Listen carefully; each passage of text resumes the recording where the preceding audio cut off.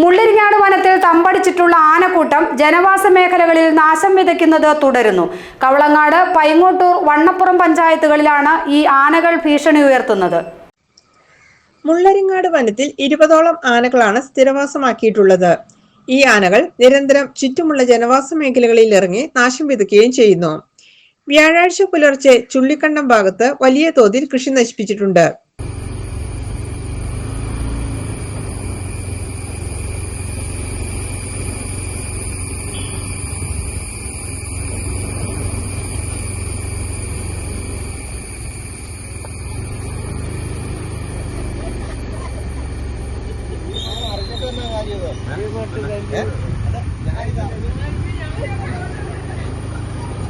കവളങ്ങാട്, പൈങ്ങോട്ടൂർ, വണ്ണപ്പുറം പഞ്ചായത്തുകളിലെ ജനവാസ മേഖലകളിലും കൃഷിയിടങ്ങളിലുമാണ് ആനശല്യം പതിവായത്.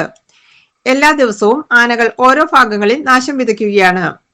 വനാതിർത്തിയിൽ സ്ഥാപിച്ച ഫെൻസിംഗും ഇവ തകർത്തിട്ടുണ്ട്. ആനശല്യം വർദ്ധിച്ചത് ജനങ്ങളെ ആശങ്കയിലാഴ്ത്തിയിട്ടുണ്ട്. പ്രശ്നപരിഹാരത്തിന് അധികാരികളിൽ നിന്ന് ഫലപ്രദമായ നടപടികൾ ഉണ്ടാകുന്നില്ലെന്നും നാട്ടുകാർ പറയുന്നു. GTV news, Kothamangalam.